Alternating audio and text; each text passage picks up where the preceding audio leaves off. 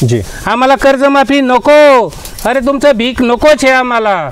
2021 मध्ये 12,000 रुपये कापूस शिकतोय आणि 2024-25 ला 6,000 रुपये विकतोय। हो पण आजपासून तारीख लिहून ठेवा, 25 वर्षानं 35व्या वर्षी तुमचं पोरग माथारा दिसन ही असं भेसळीचं दूध खाल्ल्यानंतर। हो, मी माझा मुलगा गावचा सरपंच करीन माझ्या गावचा, पण मला प्रश्न आहे माझा मुलगा नवरदेव होईन का?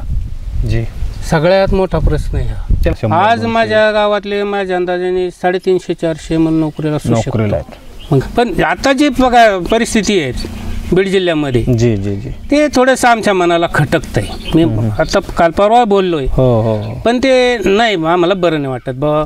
मराठा वंजारी आम्ही दोन नाहीत, आम्ही एकच आहेत। मराठा एक आहे, वंजारी एक आहे। मी तर म्हणतोय सर ह्या आमची जातच भारतीय फक्त। मराठी महाराष्ट्रामध्ये आपल्या सगळ्यांचं स्वागत आहे। काल 2 दिवसापासून आम्ही एक चर्चा पाहिलेली आहे ऑडिओ क्लिपमध्ये। सहजच मला एक फोन आला होता, जे खेडकर होते बबनराव, पाथर्डी मतदारसंघामधले, पाथर्डी तालुक्यातले, आणि त्यांनी सहजच मला काय चाललं आहे काय नाही विचारण्यासाठी फोन करा। ते नेहमी मला फोन करत राहायचे, काय चाललं आहे काय नाही, आणि आमच्याकडे या असं ते नेहमी म्हणायचे। कालच्या ऑडिओ क्लिपमध्ये सुद्धा ते असंच म्हणत होते की या आमच्याकडे, आणि सहजच आम्ही बोलत असताना त्यांना म्हणलं मी आता हे संवाद आमचा चालवू का? तर ते म्हणले चालवा। त्याच्यामध्ये काही आक्षेपार्ह नव्हतं आणि सहजच निघलेले ते उद्गार होते, हृदयातून निघलेले उद्गार होते। आणि त्याच्यानंतर ते बोलत असताना असं म्हणाले की आमच्याकडे त्या पारायणाचा कार्यक्रम असतो, त्या कार्यक्रमाला तुम्ही या आणि आमचा थोडासा पाहुणचार घ्या, असं त्यांचं नेहमी म्हणलं असायचं। आज स्वतः ते माझ्यासोबत आहेत बबनराव खेडकर, आणि खालून प्रेक्षकांच्या अनेक कॉमेंट होत्या की त्यांच्याकडून जाऊन तुम्ही प्रतिक्रिया घ्या आणि काय हे सगळं चाललेलं आहे हे थांबवा। आता खरं तर ह्या सगळ्या गोष्टीकडे आपण जाणारच नाही आहोत, मात्र ह्या सगळ्या गोष्टीमुळं काय नेमकं आमचं बिघडलं आहे, काय बंद पडलं आहे, आपण म्हणतो ना की काय आमचं त्याच्यावरून बंद पडलं नाही, अशा सगळ्या म्हणीच्या प्रकारामधून आपण बोलणार आहोत। आणि काय मतदारसंघामध्ये गोष्टी चाललेल्या आहेत, काय आमचं नुकसान झालेलं आहे, काय व्हायला पाहिजे, सत्ताधाऱ्यांनी मतदारसंघामधल्या लोकांनी काय नेमकं करायला पाहिजे, ह्या सगळ्या गोष्टी आम्ही पाहणार आहोत। त्याच सगळ्या गोष्टींची चर्चा करण्यासाठी माझ्यासोबत बबनराव खेडकर आहे। तुमचं मराठी महाराष्ट्रामध्ये खूप खूप स्वागत आहे। तुमच्या शब्दांमध्ये तुम्ही बोलणार आहात आणि तुम्हाला काही संकोच वाटायचं कारण नाही। काय वाटतंय, सध्याची परिस्थिती फार बिघडलेली आहे, सत्ताधाऱ्यांनी काय केलं पाहिजे, शासनाने काय केलं पाहिजे, काय आमच्या उपाययोजना केल्या पाहिजेत? आपण हा वादात जायलाच नको आपण की हा सगळा प्रकार नेमका काय चालला आहे, आंदोलनं असतील, मोर्चे असतील, ही माझी भूमिका आहे, तुमची भूमिका काय असणार आहे, आणि तुम्हाला काय वाटतं की सत्ताधाऱ्यांनी आम्हाला काय करायला पाहिजेत? विद्यार्थ्यांचे प्रश्न आहेत, आमचे शेतकऱ्यांचे प्रश्न आहेत, आमचे नोकरदारांचे प्रश्न आहेत, बेरोजगारीचे प्रश्न आहेत, वाढलेली महागाई आहे, शेतकऱ्यांच्या मालाला हमी भाव नाही आहे, काय तुमचं म्हणणं आहे? कसं केलं पाहिजे सगळं? तुम्ही शेतकरी आहात, काय? सर्वप्रथम मी एक शेतकरी या नात्यानं तुमचं आभार मानतो, तुम्ही आलात आणि मुलाखत घेण्याचा प्रयत्न केला। आता मी एक सामान्य शेतकरी आहे सर जी। आता काय हे आंदोलन चाललं किंवा संतोष देशमुखची हत्या झाली, याच्यावर आता सगळं महाराष्ट्राने बघितलंय जी, हे महाराष्ट्राच्या लक्षात आलं जनतेच्या। पण आता आपण थोडंसं त्याच्यावरच कुठपर्यंत कॅमेरा धरणार आहेत? थोडंसं आमचे प्रश्न आहेत, आमचे शेतीचे प्रश्न आहेत, आमच्या मुलाबाळाचे प्रश्न आहेत, आमच्या मुलाचे शिक्षण व्हायचे, याच्यासाठी कुठंतरी आपण वेगळी भूमिका घेतली पाहिजे। आणि राज्य सरकारच्या म्हणा किंवा केंद्र सरकारच्या लक्षामध्ये काही गोष्टी आणून दिल्या पाहिजेत। केंद्र सरकार आम्हाला दरवेळेला आश्वासन देतं, राज्य सरकार आश्वासन देतं, राजकर्ते आश्वासन देतात। ते सरकार कोणाचं असेल कोणाचं नसेल, आम्हाला त्याच्याशी काही घेणं देणं नाही। कोण मुख्यमंत्री होईल, कोण आमदार होईल, कोण पालकमंत्री होईल, आमचे प्रश्न हे त्यांच्याकडून सुटत नाहीत। ही आमची शोकांतिका आहे। कोणताही असेल तो, आमदार असेल, मंत्री असतील, मुख्यमंत्री महोदय असतील, आमच्या शेतीचे प्रश्न आहेत। जो प्रत्येक 5 वर्षाला आलं सरकार आचारसंहिता लागायच्या तत्पूर्वी 1 महिनाभर म्हणा, 8 दिवस म्हणा, त्यांनी एक पक्षाचा JR काढतात की बाबा आम्ही शेतकऱ्याचं कर्जमाफी करणार आहेत, आम्ही शेतकऱ्याला काहीतरी असं आश्वासन देणार आहेत। हे आम्हाला तुमचं मायबाप जनतेच्या वतीनं मायबाप सरकारला माझी हात जोडून विनंती आहे, सरकार मायबापांनो तुम्ही आमच्या शेतकऱ्याचं आतापर्यंत 3 वेळा कर्ज माफ केलं, तुम्ही आता आमच्या कर्जमाफीच्या भानगडीत पडू नका जी। आम्हाला कर्जमाफी नको, अरे तुमचं भीक नकोच आहे आम्हाला, आमच्या शेतीमालाला योग्य भाव द्या, आम्हाला दिवसा लाईट द्या, आणि दुधाचा प्रश्न घ्या तुम्ही. शेतीमालाला काय भाव आहे सर? 2021 मध्ये 12,000 रुपये कापूस शिकतोय आणि 2024-25ला 6,000 रुपये विकतोय. हो. तुम्ही एखाद्या प्रोडक्शनचा बघा, कंपनीचा माल त्यावेळेला 10 रुपयाला वस्तू होती कोलगेट, आता 5 रुपयाला झाली. असं कधी बघायला मिळलं? बिलकुल नाही. तुम्ही आम्हाला नोकरदाराच्या विरोधात बोलायचं नाही. नोकरदाराला दर 1.5 वर्षांनी 2 वर्षांनी 4%, 6% महागाई भत्ता वाढतो. आमच्याकडे एखादा रुपया वाढला, आमचं 5-6 वर्षांनी एकदा तरी कुठेतरी हमी भाव शेतकऱ्याचा जाहीर होतो. 130 रुपये क्विंटलनी भाव वाढला, 110 रुपयांनी वाढला, 20 रुपये क्विंटलनी भाव वाढला. अरे आमची तुम्ही चेष्टा मांडली.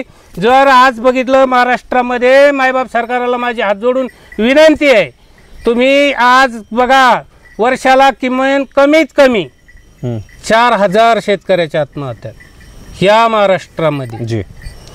हे सत्ताधारी एक विरोधकावर लोटवतंय. विरोधक सत्ताधारी म्हणतोय आम्ही 302 गुन्हा दाखल करू. काय एवढी शेतकऱ्याची परिस्थिती अवघड होती? अरे तुम्ही दाखलही करू नका, तुम्ही करणारही नाहीत, पण शेतकऱ्याचे प्रश्न सोडा. आमच्या शेतीमालाला भाव द्या. आमच्या शेतीचे कामं ते खुरपणे असेल, काढणे असेल, हे रोजगार हमीत बसवा, पहिली गोष्ट. दुसरे, शेतकऱ्याला तुम्ही जे सन्मान निधी देताय 2-2 हजार रुपये दोन्ही सरकारचे मिळून, याच्यात थोडी वाढ करा. जे चतुर्थ श्रेणीतला कर्मचारी आहे त्याला 10-12 हजार रुपये पेन्शन असते, तेवढी आम्हाला दोन्ही सरकारने द्यावा, स्टेट गव्हर्नमेंटने आणि सेंट्रल गव्हर्नमेंटने. आमचं काही एवढे लय अपेक्षा नाहीत. आम्हाला लईच VIP जगायचे असे बिलकुल अपेक्षा नाही. मध्ये तुम्ही दुधाचा प्रश्न आता उपस्थित केला. आज काय भाव आहे दुधाचे? काय असले पाहिजे होते? तुम्ही उल्लेख केला मागाशी टूथपेस्टचा. मागच्या 21ला 20 रुपये होती ना आता 5 रुपये, असं झालेलं नाही. मात्र आम्ही मागायला गेलो दुकानामध्ये तर अरे ती मागच्या वर्षी होती 20 रुपये, आता 30 रुपये झाली. मात्र दुधाचा भाव आमचा मागच्या वर्षी 30 रुपये होता आणि तो पुन्हा 25वर येऊन ठेपलाय. तो 40 होतच नाही. काय कारण आहे? हो सर, 30 नव्हता, 38, 42, 30 वर्ष झालं माझा दूध धंदा आहे. मी काय मोठा नाही, पण छोटा 2-3 गाय असतात माझ्याकडे. 2-3 गाय असतात माझ्याकडे सर दुधाच्या. मी आपला छोटा दूध धंदा करतो. 30 वर्षामध्ये माझं दूध अजून चेक झालं नाही. म्हणजे त्याच्यात आम्ही काही करतोच का? बिलकुल चेक होत नाही. अन्न आणि औषध प्रशासन लोक आहेत कुठं? त्यांचं ऑफिस आहे का हेच आम्हाला माहित नाही. म्हणजे तुमचं दूध चेकच करत नाही, डुप्लिकेट आहे, काय भेसळ आहे, काही चेक करत नाही? अजिबात नाही. 30 वर्षाला चेक? 30 वर्षात माझा स्वतःचा अनुभव आहे. 30 वर्षात दूध चेक झालं नाही. अरे काय अंदाधुंद आहे. एक माफी मागेल मी, जी, म्हणजे कोणाचे मन दुखवायचं नाही. पहिल्यांदा माफी मागेल. माफी मागायचं काही कारण नाही. इथं प्रशासनाच्या कामकाजावर प्रश्नाची प्रशासन कुठलाही असू द्या, त्यांची काय माफी मागायचं कारण नाही तुमचं. कारण तुमचं म्हणणं हे तुमच्या जनतेच्या आणि जे लहान लहान लेकरं आहेत तुमच्या जेव्हा असतात ते त्यांचं दूध चेक व्हायलाच पाहिजे, ते झालं नाही.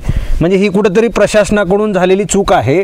आमच्याकडून 30 वर्षापासून दूधच चेक होत नाही. याचा अर्थ तुम्ही लोकांचे जे काही आरोग्य आहेत ते कुठेतरी विस्कळीत किंवा मग कुठेतरी आरोग्य धोक्यात आणण्याचा प्रकार आहे तुमचा, असं म्हणणं तुमचं बरोबर आहे. माफी म्हणजे यांची नाही, काही मन आहे, जुनी मन. जी जी, काही आता तुम्ही आमच्यापेक्षा लहान आहेत. जी जी. आमच्या लहानपणी एक मन होती, म्हणजे त्या बांधवाची माफी मागायची, ज्येष्ठाची. हा, की बा आंधळ दळतनी कुत्र पीठ खायचं. त्या अंध माणसाची आपल्याला म्हणजे टिंगल टावळी करायची नाही. पण तशी ह्या गव्हर्नमेंटचा धोरण आहे. बिलकुल बिलकुल. म्हणजे चेक झालं पाहिजे. आम्ही खरं तर महिन्याला दूध चेक झालं पाहिजे. सर माझ्या अहमदनगर जिल्ह्यामध्ये, अहिल्यानगर जिल्ह्यामध्ये 14 तालुक्यात सोपं गणित आहे. एका तालुक्यामध्ये 2021ला दूध चेक झालं. दुसऱ्या दिवशी 40,000 लिटर दूध कलेक्शन कमी झालं. 350 तालुक्याचं काय असेल? 40,000 लिटर दूध भेसळीचं निघलं. दुसऱ्या दिवशी कमी आलं चिलिंग पॅनला दूध. सगळ्यात मोठी शोकांतिका आहे. पहिलं आंदोलन मी केलं ना पाथर्डीमध्ये, दूध वाचायचं, आणि मग सगळ्या महाराष्ट्रामध्ये आंदोलन झाले. आणि त्यावेळेला त्या आंदोलनामध्ये मग दुग्ध विकास मंत्री आमच्या जिल्ह्याचेच नेते होते, राधाकृष्ण विखे पाटील. त्यांनी एक समिती नेमवली. त्याच्यात कोण अधिकारी घेतले, यशीतले घेतले का कशातले आम्हाला माहित नाही, पण त्यांनी एक अहवाल दिला मंत्र्यासमोर. मी पेपर वाचला, मी माझ्याकडे कात्रुने, दुधामध्ये 30% भेसळी. रोखायची कोणी? तुम्हाला आम्ही तर रोखू शकत नाही. यांच्याकडे यंत्र नाही. हे सरकारचं काम आहे. सर आम्हाला एवढं वाईट वाटतं, आमचं 22 नाही 18 रुपयानं दूध जाऊन द्या. पण आजपासून तारीख लिहून ठेवा, 25 वर्षानं 35व्या वर्षी तुमचं पोरगं म्हातारा दिसन. हे असं भेसळीचं दूध खाल्ल्यानंतर. हो, 20 पाजतोय आमचा बांधव आज पुण्या मुंबईला त्याच्या लेकराला. 20 दूध नाही पाजवते. बरोबर. 30% जर भेसळीचं दूध निघत असेल, 30% काही लाखो लिटर भेसळीचं दूध आहे. आणि आम्हाला सरकार सांगतं अतिरिक्त दूध झालं, पावडर आम्ही आयात केली, निर्यात केली. हे सगळं खोटं आहे. फक्त तुम्ही भेसळ रोखा. तुम्ही आम्हाला 5 रुपये अनुदान देता, ते बंद करा. बिलकुल. ते आम्हाला भीक नको आहे तुमचं. बिलकुल. आम्ही फुकाट दूध वाटू. पण सरकारने एक लक्षात ठेवलं पाहिजे, परत शेतकरी झोपलेला नाही, तो झोपिलेला आहे. जी, जाणीवपूर्वक. तो जर जागा झाला, तुमचं नाक दाबीन, तेव्हा तुमचं तोंड उघडेल. काय आम्ही 8 दिवस मालच न्यायचा नाही मार्केटला. दूध काढायचं, शेजाऱ्याला वाटून टाकायचं. भाजीपाला द्यायचं, शेजाऱ्याला देऊन टाकायचा, गुरापुढं टाकायचा. काही सोन्याचे तांदूळ खाणार आहेत का? फक्त यांना एकच माहिती आहे, शेतकऱ्याच्याने आपलं काही होत नाही. आम्ही शेतकरी संघटित नाही होतो, दोष आमचा आहे. ज्या वेळेला आम्ही संघटित होऊ त्यावेळेला हे काय करतील? सर, एवढी भयान परिस्थिती आहे. मी आता ठरवलं ना, मी माझा मुलगा गावचा सरपंच करीन, माझ्या गावचा. पण मला प्रश्न आहे, माझा मुलगा नवरदेव होईन का? जी, सगळ्यात मोठा प्रश्न आहे हा. त्याला कारण काय आहे बरं? एखादा मुलगा त्याचे लग्नच होत नाहीत आणि नाही, त्याला कारण हे सर्वस्व जबाबदार राजकारणी. हे राजकीय इच्छाशक्ती नसल्यामुळं ते एक सुधा मुंडे आणि सरस्वती मुंडे बीडमधले परळीचे, माझ्या माहितीप्रमाणे त्यांनी 2-2.5 लाख गर्भपात केलेत मुलींचे. हो, मुलीच नाहीत. काय करणार? तुम्ही आणणार कुठून? हे राजकर्त्याचं पाप आहे. आज तुम्ही आम्हाला गृहीत धरताय. काय शेतकऱ्याचे होतंय? शेतकरी करेल तर आत्महत्या करेल. याला ते जे बळी आहेत, समजा मुलींचे गर्भपात झालेले आहेत, ह्याला तर एक मूलभूत आणि मुख्य कारण आपण म्हणू. मात्र याला कुठेतरी बेरोजगारी, कुठेतरी आमच्या लेकरांना नोकऱ्या नाहीत, कुठेतरी शिक्षण महाग झालं, याला काही कारणीभूत वाटत नाही का तुम्हाला? की आता काय झालं सर, ह्याला ते हे सगळे कारणीभूत आहे. एक तर पोरग सुशिक्षित, शिक्षण सोपं नाही राहिलं आता आम्हाला. आम्ही शिक्षण तर घेऊ शकत नाही, मग एवढे महागडे शिक्षण झालं. मराठी शाळा आमच्या बंदच पडल्या. आमच्या इंग्रजी शाळांना लाखो रुपये फी भरल्याशिवाय लेकरांचं शिक्षण होत नाही. ह्या सगळ्या गोष्टी कुठेतरी आम्हाला अडचणीच्या ठरत. नाही, याच्यावर राजकीय इच्छाशक्ती कमी आहे. आमच्या शेजारी संभाजीनगरचे एक आमदार साहेब प्रसादजी बंब बोलले पाठीमागे की बा आम्ही लाख रुपये पगार देतो शिक्षकाला, तो शिक्षक घरी थांबत नाही. म्हणजे गावात जिथं ड्युटी तिथं राहत नाही. त्यांच्या विरोधात मोर्चे निघले. आणि जो 15-20 हजार रुपयाने जो खाजगीमध्ये शिक्षक काम करतो, त्यांची क्वालिटी चांगली आहे. म्हणजे शासनाचं याच्यावर सुद्धा धोरण दरसोडीचं आहे. शासनाने कडक JR काढले पाहिजे. पोराला जिल्हा परिषद मध्ये शिकवलं पाहिजे, पोराला सरकारी शाळेत शिकवलं पाहिजे. मी तर ह्या मताचा आहे. पण ते कुठं घडत नाही. आज माझा मुलगा जर शिकायचा असेल, पुण्या मुंबईला टाकायचा, कुठं तरी त्याला 5-50 हजार रुपये तरी वर्षाला द्यावं लागतील ना. आणि मी झाडाला फाशी घेतोय ना, माझा म्हणजे शेतकरी, तो कुठून देणार आहे? आणि शासनाने एक धोरण धरलं सर, जर शेतकरी काही करू शकत नाही, आत्महत्या करीन, आपलं बिचारा राहीन, आपणच बी त्यांना 2-5 रुपयाची मदत करायला गेलं की पेपरात फोटो छापून येईन. पण एक लक्षात ठेवा वहिनी, आम्ही इज्जतवान आहेत. आम्ही भलं आत्महत्या करू, पण आमची पिढी इज्जतवान असेल याच्यावर भराशावर जाऊ नका. आमची भावी पिढी ते आत्मा बंद होणे बाकीचा कार्यक्रम चालू ठेवते. तुम्ही त्यावेळेला कुठे बसणार आहेत? एक तर त्यांना आज लग्न नाही, त्यांना पैसा नाही, त्यांना नोकरी नाही, ते दारू पिणार. दारू प्यायला पैसे नाही बापाने दिले तर चोऱ्या करणार. चोऱ्या करून नाही थांबले, ते एखाद्या माता भगिनीची विजत लुटणार. खुणं करणार, तुरुंगात जाऊन बसणार. आई बापा इकडं मारणार, ते तिकडं मारणार. एवढी भयान परिस्थिती आहे. आजही तीच परिस्थिती निर्माण झाली. आम्ही म्हणू शकतो ना, कालचे जे आम्ही आरोपी पाहतो संतोष देशमुखांचे, यांच्यावर 10 गुन्हे आहेत. हो, हे प्रकारच ते असू शकतात. त्यामध्ये महागाई असू शकते, त्यामध्ये बेरोजगार असू शकते, त्याच्यामध्ये अशिक्षितपणा असू शकतो. नक्कीच. म्हणजे ह्या सगळ्या गोष्टींचं मूळ जर आम्ही शोधलं तर तुम्ही आता सांगितलेलं बेरोजगारी असेल, शेतकऱ्यांची हमीभाव नसेल, त्यांचं योग्य पद्धतीने त्यांना शिक्षक मिळालं नसेल, योग्य पद्धतीने त्यांना मार्गदर्शन मिळालं नसेल, आणि त्याचंच ही फलित आम्ही म्हणावं लागेल की कुठली एखादी संतोष देशमुखांची हत्या असेल किंवा कुठल्या एखाद्या महिलेवर अन्याय अत्याचार झालेला असेल, बलात्कार झालेला असेल, या सगळ्या गोष्टीला नियंत्रण आणण्यासाठी प्रशासन खंबीर असलं पाहिजे, गृहविभाग खंबीर असला पाहिजे, बरोबर? असं तुमचं म्हणणं आहे. नक्कीच. या प्रशासनाने कुठेतरी ह्या सगळ्या गोष्टींना आळाबंधन घालण्यासाठी तुम्ही स्वतः सुधारणं गरजेचं आहे. नक्की. तिथले मतदारसंघामधले लोकप्रतिनिधी सुधारणं गरजेचं आहे. कोणाला पाळायचं, कोणाला सोबत ठेवायचं, कोणाला किती ताकद रसद पुरवायची हे तिथल्या मतदारसंघामधल्या लोकांचं ठरलेलं आहे. आपण बोलत असताना हेही सांगितलं तुम्ही, शेतकऱ्यांना हमीभाव मिळत नाही त्यामुळे आम्ही आत्महत्या करतो. आत्महत्या करण्याचं मूळ किंवा मग आत्महत्या करणं हा पर्याय असू शकतो का शेतकऱ्यांसाठी? नाही. काय पर्याय असू शकतो त्यासाठी? ते जर गव्हर्नमेंटने त्याच्यावर चांगलं लक्ष दिलं, त्याच्या शेतीमालाला भाव दिले, त्याचं जे रोजगार हमीमध्ये शेतीतले कामं घेतले पाहिजेत, त्याला ते मदत होईल. आज शेतीचे बी बियाणे वाढलं, खत वाढलं, कीटकनाशक वाढलं, मजुरी वाढली, ट्रॅक्टर लावलं तर डिझेल वाढलं, मालाला भाव नाही, काय करणार? तो कर्जबाजारी होतो. बिलकुल. आणि हे आश्वासन देतात आम्ही कर्ज माफ करू. मायबाप सरकारला माझी विनंती आहे, त्यांनी आतापर्यंत केलं, आता करू नये. सगळ्या शेतकऱ्या बांधवाची मी हात जोडून माफी मागेल. तुम्ही कर्जमाफी घेऊ नका. तुम्हाला रॉकेल मिळत नसेल तर त्यांचा JR निघाला तर त्याच्यावर पेट्रोल टाकून वाटा आणि पेटून द्या ते. तुम्ही शेतीमालाला भाव द्या, योग्य भाव द्या, शेतीचे कामं रोजगार हमीत घ्या. कशाला 5 वर्षाला 1,00,000-1.5 लाख रुपयाची कर्जमाफी घेता? आतापर्यंत 3 वेळा झाली. काय तुम्हाला त्याच्यात काय फायदा नाही? काय तुमच्या समस्या सुटल्या? त्याच्यावर राजकारणामध्ये आमच्या सभागृहामध्ये आम्ही कर्जमाफी दिली आणि तुम्ही कर्जमाफी बोगस दिली, ह्याच्यावरच आम्ही सभागृहामध्ये हे पाहिलं, आम्ही ते अधिवेशनामध्ये चर्चा पाहिली आम्ही. कोणी त्याच्यामधून पर्याय व्यवस्था काही करत नाही, काही नाही. शेतकऱ्यांच्या आत्महत्या थांबत नाहीत, काही नाहीत. आमची महागाई थांबत नाही, आमचे बेरोजगारी थांबत नाही, आमच्या ह्या सगळ्या शेतकऱ्यांच्या समस्येमधून आत्महत्या सुद्धा थांबत नाहीत. तुम्ही सांगितलेला एकमेव पर्याय त्याच्यामध्ये मला योग्य वाटू शकतो की शेतकऱ्यांसाठी हमीभाव आणि त्यांच्या मालाला योग्य भाव, मग त्यांच्या शेतीमालासाठी उपयोगी असणारे ते कुठले एखादे कीटकनाशक असतील, खत असेल, बियाणं असतील, ह्याच्यामध्ये कुठेतरी थोडेफार भाव कमी करून शेतकऱ्यांची कुठेतरी त्यांचं जीवनमान उंचावं ह्यासाठीचे प्रयत्न केले पाहिजेत. तुम्ही ज्या गावामध्ये राहता तिथं मला जितकी माहिती आहे तितकी तुमच्या सांगण्यानुसार अनेक नोकरदार आहेत तिथे, आणि जवळजवळ किती लोकसंख्या आहे गावामधली आणि किती नोकरदार? नाही, आमच्या गावची लोकसंख्या तशी 5-5.5 हजारापर्यंत आहे. त्यातले बहुतांश प्रत्येक घरातलं एक ना एक नोकरीला आहे. त्याचं काय कारण आहे? म्हणजे कशामुळे ते नोकरीला असू शकतात? तिथल्या त्यांची गुणवत्ता आहे किंवा मग तिथं पैसा भरपूर आहे किंवा मग तिथं इच्छाशक्ती आहे? कशामुळे नोकरीला आहेत? फक्त इच्छाशक्ती, पैसा नाही आहे. ग्रामीण भागात आहेत. आमचा ऊसतोडणी कामगार आहे, म्हणजे पूर्ण गाव ऊसतोडणीचं होतं. माझे बाबा मुकादम होते, 20 वर्ष मुकादम होते ऊसतोडणी. आम्ही पण ऊस तोडलेला आहे.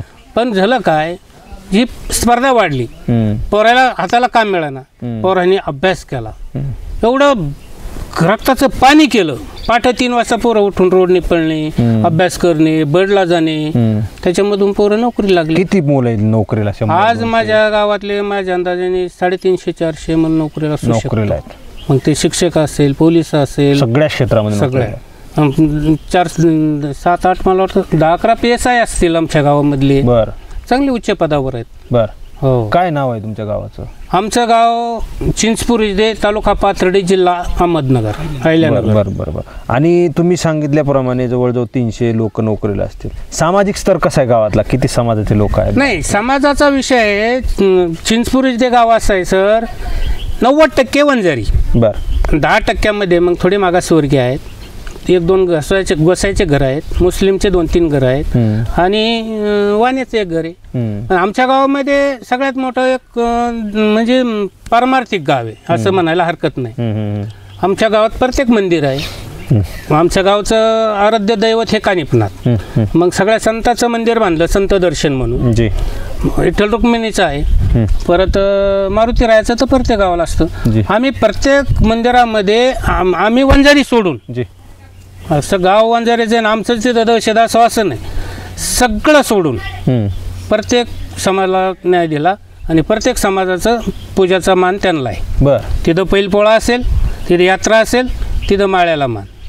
जिथं हनुमानाचं मंदिर आहे तिथं गोसायला द्यायचा. एकच वाण्याचं घर, तिथं संताचं मंदिर आहे, सगळं तिथं त्यांना. आणि सगळे वास ठेवायला अंबादास महाराज खंडागळे म्हणून आहेत, ते हबप आहेत. बरं. बौद्ध. बरं. सगळं गावचं नियोजन त्यांनी करायचं. आम्ही फक्त लांब राहायचं, आम्ही इंटरेस्ट घ्यायचा नाही. असे एकोपा आहे आमचा, चांगलं आहे, आम्ही गोडीत आहे, चांगलं. पण आता जी बघा परिस्थिती आहे, बीड जिल्ह्यामध्ये, जी जी जी. ते थोडंसं आमच्या मनाला खटकतंय. मी आता काल परवा बोललोय, हो हो हो. पण ते नाही, आम्हाला बरं नाही वाटत बाबा. मराठा वंजारी आम्ही दोन नाहीत, आम्ही एकच आहेत. मराठा एक आहे, वंजारी एक आहे. मी तर म्हणतोय सर, ह्या आमची जातच भारतीय फक्त. बिलकुल बिलकुल बिलकुल. आणि दोनच जाती भारतामध्ये, एक स्त्री आणि दुसरा पुरुष, बस, काही नाही. फक्त तुम्ही आमची पोळी भाजायसाठी जाती पाडल्यात. कुठंतरी पाठीमागं बघा तुम्ही, संताचे अभंग बघा, संस्कृतमध्ये असतात. त्याचा अर्थ कळून घ्या तुम्ही. आता मी फार हवं पण नाही, पण आदिनाथ गुरु सकळ सिद्धांचा, जी, मचिंद्र दयाचा, मचिंद्राने बौद्ध, गोरख शेवळाला, गहिनी प्रसादे, पुढं ज्ञानदेवाच्या पुढं मला सांगा, ही परंपरा तिथं खंडित झाली. कोणती? ही गुरु परंपराच ठेवायची नाही. ज्ञानेश्वरांनी हे सगळं जी दान करून टाकलं, विश्वाला दान. तसं ईश्वर एक आहे, माणूस एक आहे, आणि आपण एकत्र राहिलं पाहिजे. आपण जातीवाद का करावं? कशामुळं करावा? त्यांची गरज आहे आज. बिलकुल. आपल्याला त्यांची गरज आहे, त्यांना आपली गरज आहे. हे सगळं धोडांडे, हे राजकारण्याला फक्त आपण आपलं मतपेटी पॅक करून ठेवायची. राजकारत्याच्या नादी लागू नाही, सामान्य माणसांनी तरी. हा, जिथपर्यंत राजकारण आहे, निवडणुकीच्या 4-2 दिवस मागे, 4-2 दिवस पुढे, तुम्हाला प्रत्येक जणाला आपला आपला अधिकार आहे. आणि डॉक्टर बाबासाहेब आंबेडकरांनी संविधानाच्या नियमानुसार प्रत्येक जणाला एक मतदानाचा अधिकार दिलेला आहे, आणि त्यांनी तो गुपित दिलेला आहे. त्याला कोणाला करायचं आहे त्यांनी तो अधिकार केला पाहिजे त्यांनी मतदान. मग यांच्या नेत्याला समर्थन वेगळं असू शकतं, माझं वेगळं असू शकतं, इतरांचं कोणाचं वेगळं असू शकतं, इतर मतदारसंघामधल्या गावातल्या लोकांचं. तो प्रत्येक माणूस ज्या त्या नेत्याला त्याच्या म्हणण्यानुसार मतदान करू शकतो. कोणाला कोणाचं बंधन घालायचं काही कारण नाही. यांना माझा काही दबाव असण्याचं कारण नाही, त्यांचा मला दबाव असण्याचं काही कारण नाही. म्हणून राजकारण्यांनी सुद्धा लोक एकमेकांच्या सोयीनुसार कशा प्रकारे आपल्याला मिळवायचे ते त्यांच्या पद्धतीने त्यांचं चालत असतं. मात्र आपणही नेत्यांच्या पाठीमागे जात असताना आपलं नुकसान, गावाचं नुकसान, परिसराचं नुकसान, क्षेत्राचं, समाजाचं नुकसान, या सगळ्या गोष्टीमध्ये न पडता कुठेतरी सामंजस्यपणानं, कुठेतरी सर्व धर्म समभाव, आणि कुठेतरी विकासाच्या दृष्टीनं, कुठेतरी आमच्या गावाचा विकास कसा व्हायला पाहिजे, आमच्या मतदारसंघाचा, तालुक्याचा, जिल्ह्याचा, राज्याचा, ह्या सगळ्या दृष्टीनं प्रत्येकजण व्यापक विचार करेल असं अजिबात नाही. प्रत्येक जणाचे विचार सगळ्यांना एकमेकांना पटतील असं नाही. माझे विचार ह्यांना पटतील असं नाही, किंवा मग ह्यांचे विचार मला पटतील, मी माझे विचार यांच्यावर लादण्याचं काही कारण नाही. त्यांचे विचार त्यांनी सगळ्यांचे, जसं मला ते बोलले, सगळ्या लोकांना त्यांचे विचार पटतील असं अजिबात नाही. ह्या सगळ्या गोष्टी आम्हाला समजून घ्याव्या लागतील. आणि मतदारसंघामध्ये काही म्हणजे व्यक्ती तितक्या प्रवृत्ती लोक असतात, सगळ्यांचे वेगवेगळे मतभेद असतात, सगळ्या जाती समूहामध्ये कुणीतरी वेगवेगळ्या पद्धतीने असतात. त्या एखाद्या जाती समूहाचा कुणीतरी एखादा आरोपी निघाला म्हणून तीच आरोपी सगळी जात असते असं नाही, किंवा मग एखाद्या जातीचा व्यक्ती मारला गेला म्हणून ते सगळे दोषी आहेत, किंवा मग सगळ्यांनाच ह्या सगळ्या गोष्टीमध्ये त्या आरोपीच्या चौकटीमध्ये उभा करणं चुकीचं आहे. या सगळ्या गोष्टी आम्ही राज्यभरामध्ये अनेक घटना अशा पाहतोय आम्ही. या घटनेला कुठेतरी आळाबंधन घालण्यासाठी प्रशासनातल्या सत्ताधारी लोकांनी, सत्तेमध्ये असणाऱ्या लोकांनी पुढे येणं गरजेचं आहे. आम्ही अपेक्षा त्यांच्याकडूनच करत आहोत, जे सत्तेमध्ये बसलेले आहेत त्यांच्याकडून आम्ही अपेक्षा करत आहोत की त्यांनीच ह्या सगळ्या गोष्टी करणं गरजेचं आहे. कुठेतरी आळाबंधन घालणं गरजेचं आहे, कायदा सुव्यवस्था अबाधित राहणं गरजेचं आहे. कुठेतरी मतदारसंघामध्ये होत असलेल्या बदलाबद्दल, किंवा मग जे काही बदल होत आहेत त्याच्यावर कुठेतरी अंकुश लावण्याचं काम तिथल्या सत्ताधारी लोकांचं आहे, आणि जे सत्तेत नाहीत त्यांचंसुद्धा आहे. कुठेतरी सत्ताधारी विरोधक आमने सामने नेहमी येत राहतात. हे राजकारण, ह्यालाच तर राजकारण म्हणतात. सत्ताधारी आमने सामने येतात त्यालाच. मात्र सत्ताधारी आमने सामने येत असताना कुठेतरी जनतेला मध्ये घेऊन पडण्याचं काही कारण नाही.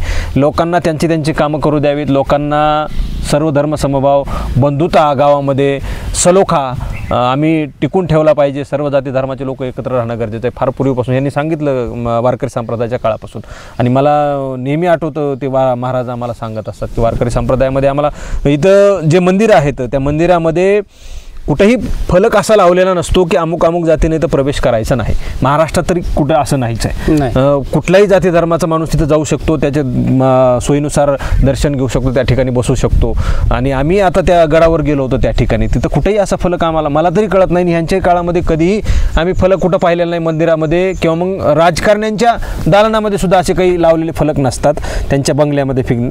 म्हणून आम्ही सगळे जाती धर्माच्या लोकांनी एकत्र राहणं गरजेचं आहे. कुठेतरी असे प्रकार घडतच असतात आणि हे प्रकार घडल्यानंतर ह्या सगळ्या गोष्टी आम्हाला पाहायला मिळतात, टोकाच्या भूमिका घेतलेल्या पाहायला मिळतात. अलीकडच्या काळामध्ये ह्या गोष्टी फार आम्हाला पाहायला मिळायला लागलेल्या आहेत 1-2 वर्षांमध्ये, आणि ते कुठेतरी आम्ही थांबवल्या पाहिजेत, संपवल्या पाहिजेत. राजकारण्यांनी ह्याला कुठेतरी खतपाणी घालता नाही कामा नये. ह्या सगळ्या गोष्टी आम्हाला कराव्या लागतील. आणि फार पूर्वीचे जे संतान महंतांपासून जे काही आम्हाला वारकरी संप्रदायापासून आणि फार काळापासून आलेल्या ह्या गोष्टी आहेत सर्व धर्मसमभावच्या, ह्या आम्हाला कुठेतरी जपाव्या लागतील. आणि धर्मावर न येता कुठेतरी माणसावर आणि माणुसकीवर येऊन आम्ही ह्या सगळ्या गोष्टी केल्या पाहिजेत, असं एकंदरीत आमचं मत झालेलं आहे. म्हणजे ह्यांचं फार पूर्वीपासून आहे, यांचा आणि माझा परिचय फार आहे, पण समोरासमोर भेट कधीच नव्हती. मी आज ठरवलं त्यांचं की आज ह्यांची मत तमाम महाराष्ट्राला कळलं पाहिजे, ह्या हेतूने मी जे आहे ते इकडं बबनराव मामा खेडकर यांच्याकडे मी आलो होतो. आणि त्यांनी अत्यंत साध्या गोष्टीमध्ये, म्हणजे त्यांनाही काही मनामध्ये काही गोष्टी नाही आहेत, त्यांचं धोरण एक आहे की शेतकरी, शेतमजूर, विद्यार्थी इथे लोक हे सुख समृद्धीचे राहिले पाहिजेत. सुजलाम सुफलाम मतदारसंघ आणि राज्य झालं पाहिजे.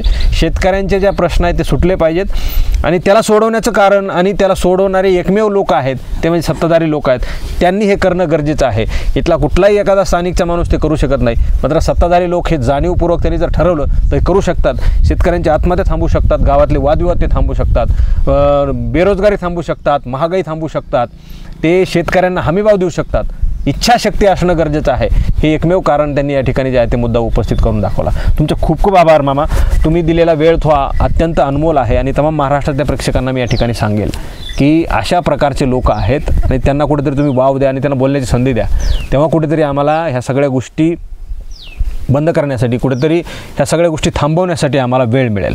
मराठी महाराष्ट्राच्या या दीर्घ मुलाखतीमध्ये इथंच थांबणार आहोत. पाहत राहा मराठी महाराष्ट्र न्यूज.